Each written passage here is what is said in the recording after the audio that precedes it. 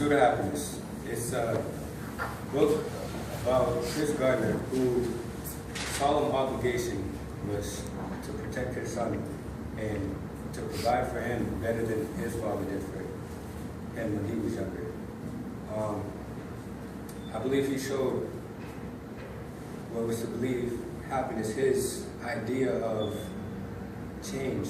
His younger son, Chris Jr., attended a daycare, and little to know, his brown milk was misspelled with a Y, simply because they didn't know how to spell it. But he used that as a turning point to basically direct his attention towards change. Will Smith created a movie called The Pursuit of Happiness, as we all know. December 15th of 2006 it was released. Chris Gardner was a part of the movie in all 17 weeks of its production. He was very happy with it. Chris's son was separated from him after he was arrested. And the way that shaped Chris was the father was he was driven to just do better for him and to provide for his son.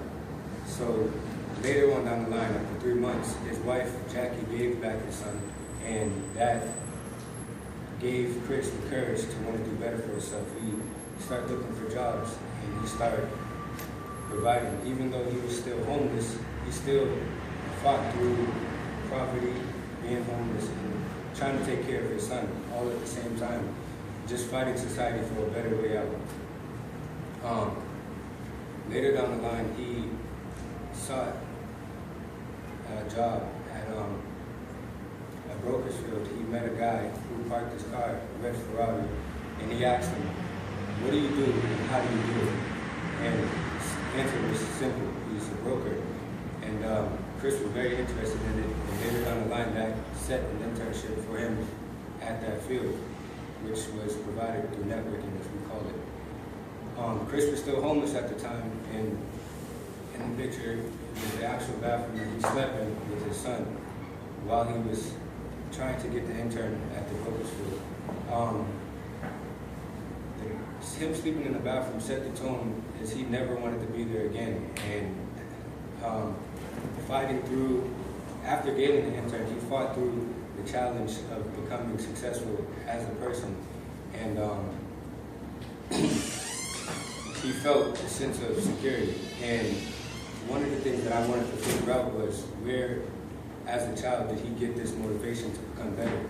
And it was from him watching a basketball game, NCAA.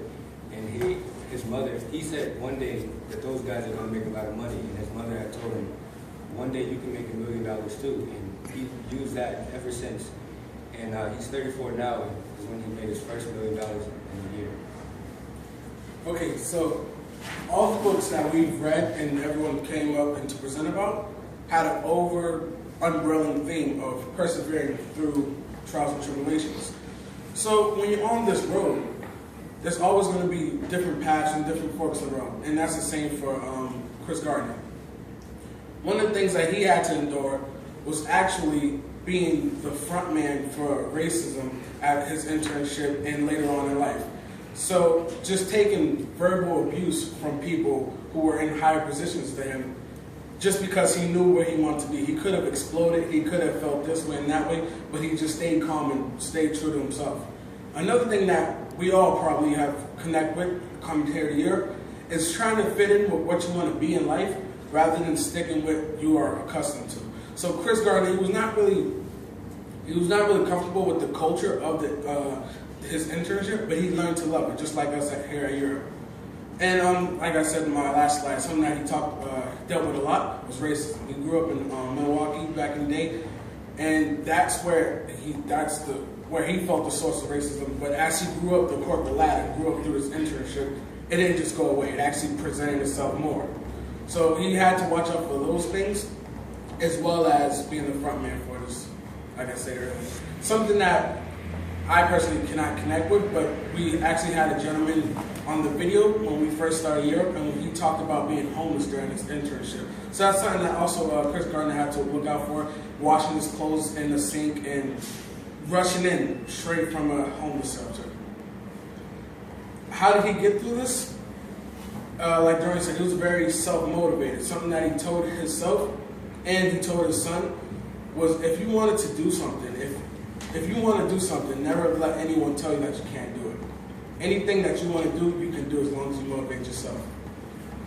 And what he was doing with his son was helping himself. So he told his son these quotes. He told his son, when his son talks about what's going on in his daycare, what's going on in school, to basically reach for the stars and never let anyone hold you down. And that was him reminding himself as he was teaching his son those lessons. And it goes on to say that he told us another quote that I actually like. Well, I'm not going to say word for word because I don't truly know it.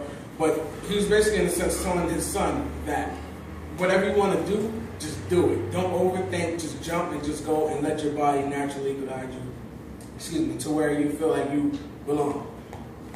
And something that he really pushed, besides just jumping in and doing it, was do it yourself.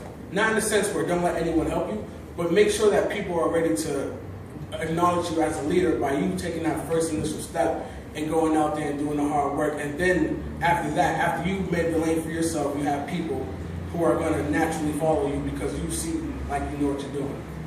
And the last lesson he said was just do what you love. Make sure when you wake up in the morning, you're excited about what you're doing, because that way you can continue to do awesome and great things if you're naturally excited about what you're doing. If you love going to school, if you love working with technology, or if you love working with stocks and all these financial things, then it's going to power you and fuel you to just get up in the morning.